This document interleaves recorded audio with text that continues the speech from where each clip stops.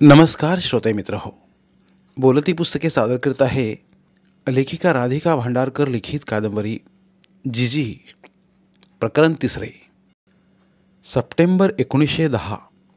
श्रावण महिना. ऐलू 14 वर्षांची झाली. त्यांच्याकडे द्वादशीस दादा भटजी शिधा न्यावयास येत असत. शिधा म्हणजे गूळ, पीठ, मीठ, धान्य, तेल वगैरे. माघ महिन्याच्या द्वादशीस ते रिवाजाप्रमाणे शिधा नेण्यास आले आणि ऐलूच्या आईला म्हणाले,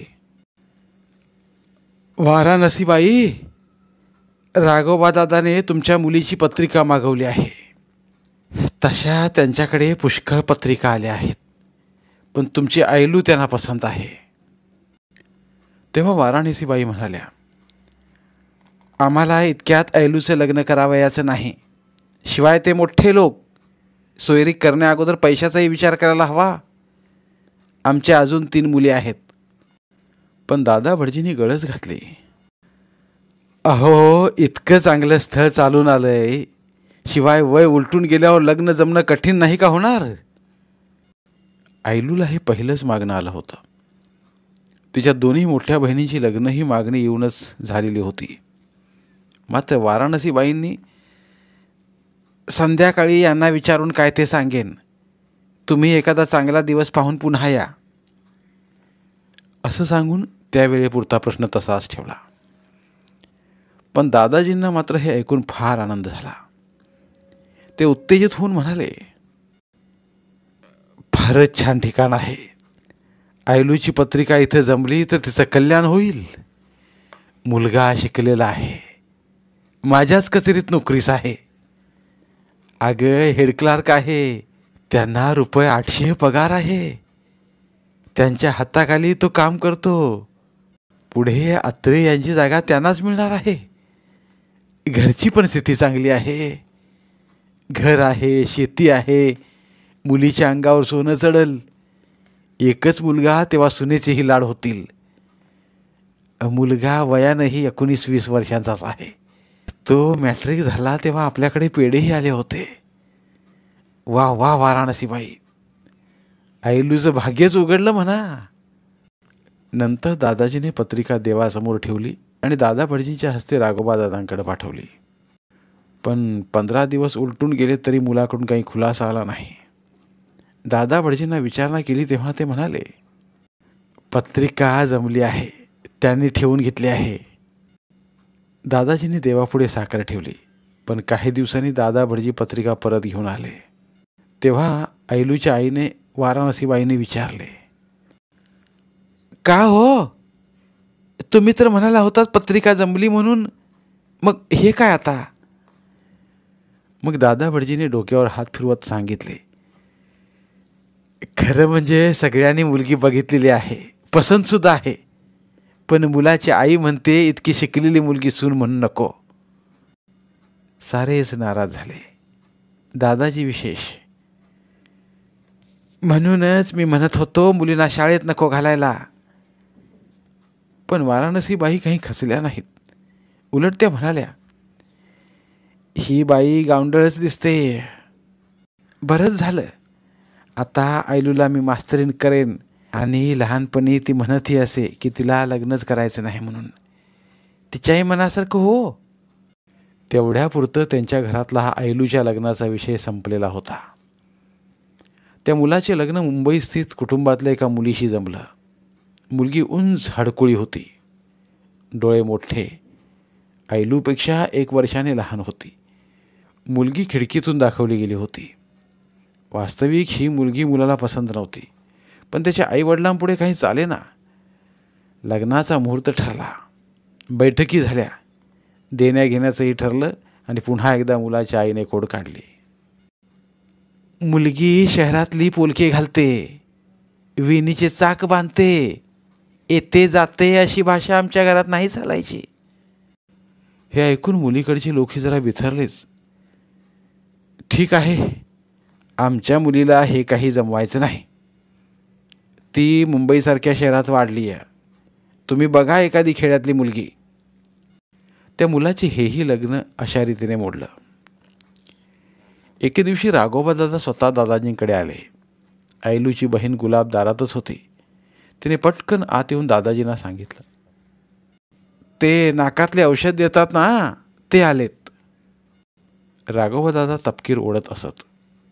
दादाजी पटकन बाहेर आले. राघोबा दादांना आदरपूर्वक आत या म्हणाले. राघोबा दादा चटकन म्हणाले, हे पहा, माझ्याकडे वेळ कमी आहे. मुद्द्याचंच बोलतो नाही, विचारतोच. तुम्ही आमचे व्याही व्हाल?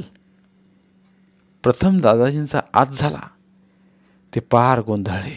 न समजून त्याने विचारले, कुणाविषयी बोलताय तुम्ही? राघोबा दादा खूप घाईत होते. ऑफिसात जाता जाता ते तिथे आले होते. त्यांना वेळेवर ऑफिसात पोचवायचं होतं.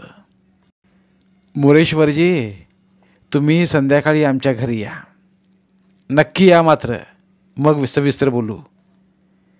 दादाजी संध्याकाळी त्यांच्या घरी गेले. राघोबा दादांबरोबर ते पत्रिका घेऊन ज्योतिषांकडे गेले. ज्योतिषी म्हणाले, 36 पैकी 18 गुण चांगले जमतात. तुमची मुलगी भाग्यवान आहे. पतिसुख चांगला आहे. दोघांचे प्रतिगुण जमत आहेत. नवरा बायकोचे छान पटेल आणि मुलगीही सासू सासऱ्यांची आईबापांची सेवा करेल. चांगला संसार करेल. बरेच काही ज्योतिषांनी सांगितले.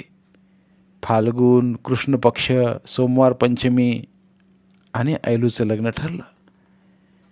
मी लग्न करणार नाही. लग्न केली की बाईचा नवरा मरतो आणि तिला आयुष्यभर रडावं लागतं, असं लहानपणी म्हणणारी ऐलू लग्नास तयार झाली. हे सारे दिवस तिच्या आयुष्यातले आनंदाचेच दिवस म्हणायचे.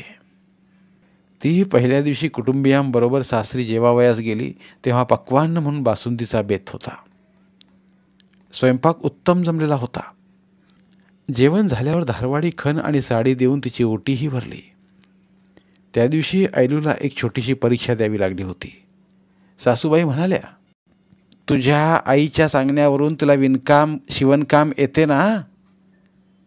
हा कपडा घे, ही कातर घे आणि तुझ्या मापाची चोळी शिव. धाव दोरा घालून शिवनायकांकडून मी मशीन मारून घेईन. ऐलूने छान चोळी बेतली. नीटच टाके घातले आणि सासूबाईंच्या हातात ठेवली. नाईक शिंपी यांनी गोल हातांच्या या चोळीचे फार कौतुक केले.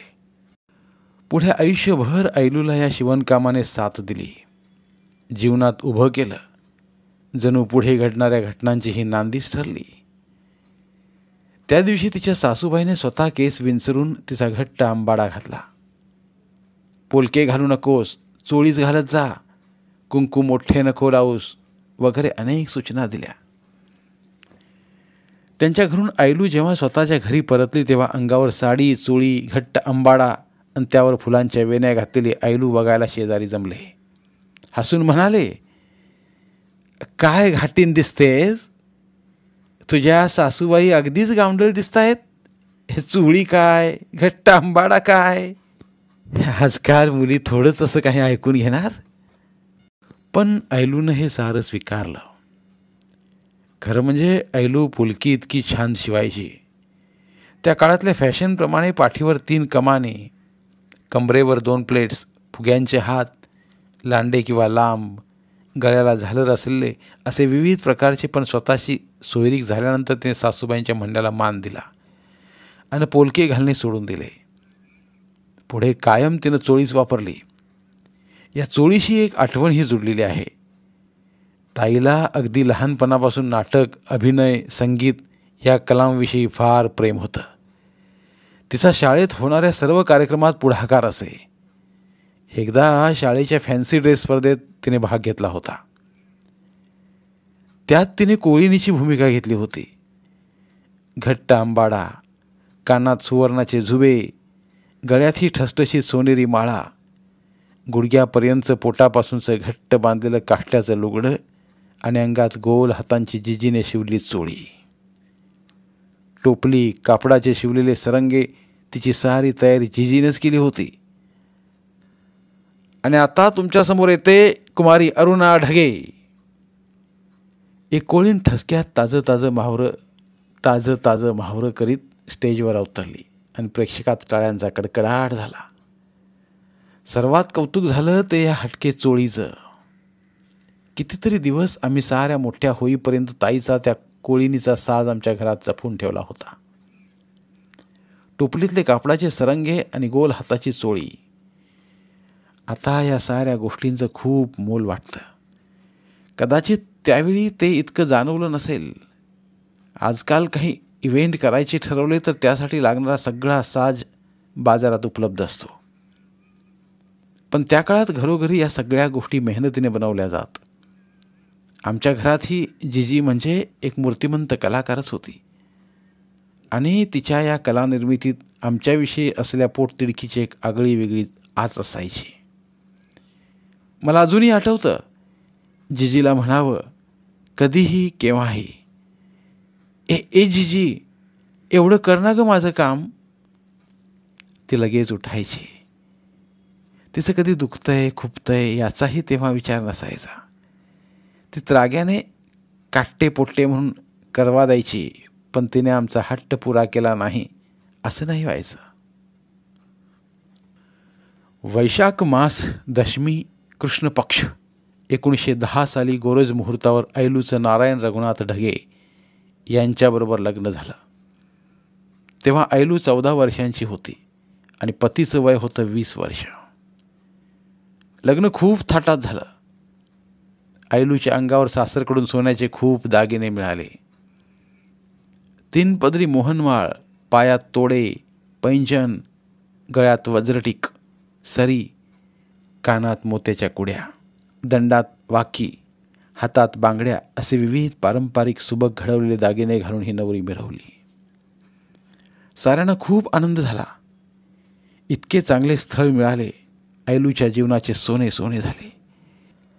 मुलीची सासरी पाठवणी करताना दादाजींना रडू आवरलं नाही. ऐलू म्हणजे त्यांचा उजवा हात, मोठा आधार. पण ऐलू मात्र रडली नाही. सासरी जायचं ते आनंदानं जायचं. माहेरची अहिल्या सासरची सत्यभामा झाली आणि तिच्या जीवनाचा नवा प्रवास सुरू झाला. नवी माणसं, नवे अनुभव, नवी भूमिका. आमच्या आठवणीतील जिजी मात्र अशी होती. तिच्या गळ्यात मात्र 1-2 पदरी सोन्याचा गोप असायचा आणि हातात 4 बांगड्या, 2 सुबक नक्षी असले तोडे तिने आईला दिले होते. ते आम्ही साऱ्याजणी कधी कुठे लग्नाला वगैरे जाताना आलटून पालटून घालायचो. पण जिजी जेव्हा तिच्या अंगावरच्या शेरभर सोन्याविषयी आम्हाला सांगायची तेव्हा आम्ही तिला विचारायचो, मग ते सारं गेलं कुठे? चणे दाणे खाऊन तुला पप्पानी वाढवायची वेळ का आली? जाऊ दे, कशाला उगाळायचा तो इतिहास. झालं गेलं, गंगेला मिळालं.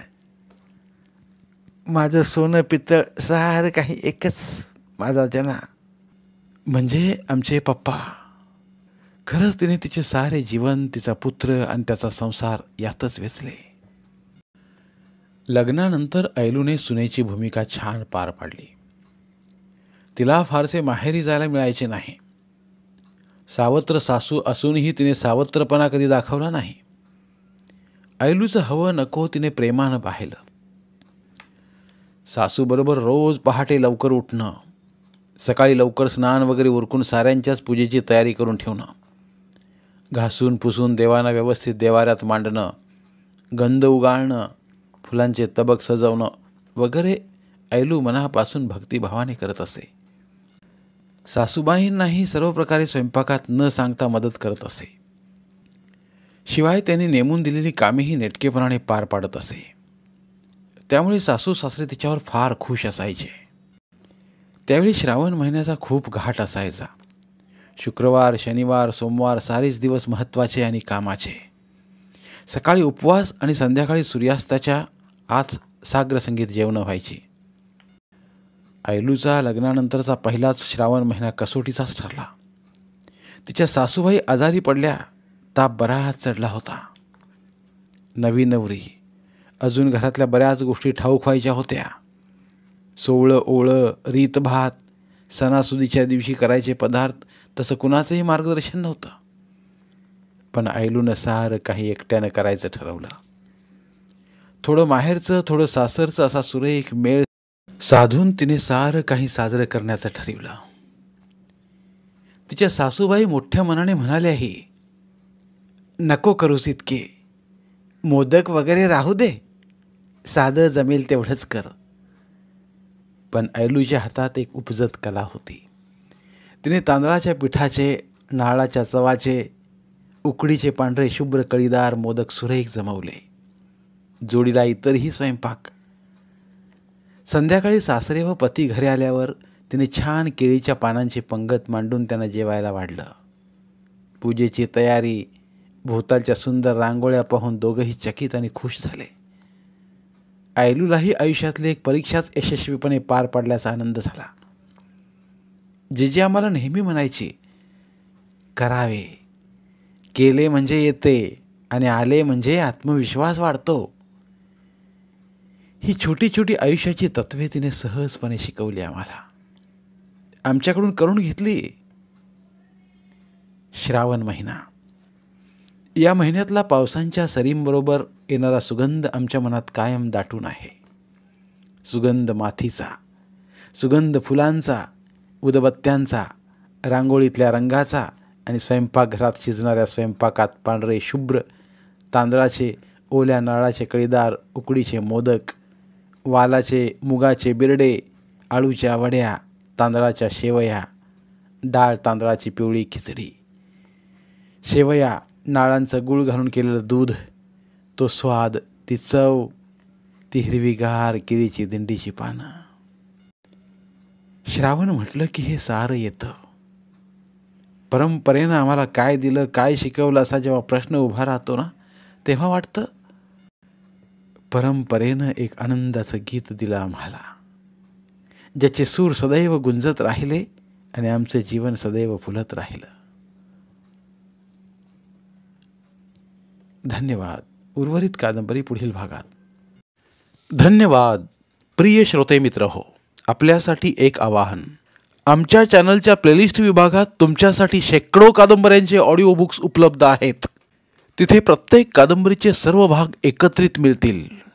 त्यामुळे सध्या सुरू असलेल्या क्रमशः कादंबरीच्या पुढील भागासाठी वाट पाहण्याची गरज नाही. तुमच्या वेळेनुसार तुम्ही संपूर्ण कादंबरी सलगपणे ऐकू शकतात आणि साहित्याचा आस्वाद घेऊ शकता. कृपया आमच्या चॅनलच्या होमपेजवर जाऊन प्लेलिस्ट चेक करा आणि तुमची आवडती कादंबरी निवडा. धन्यवाद.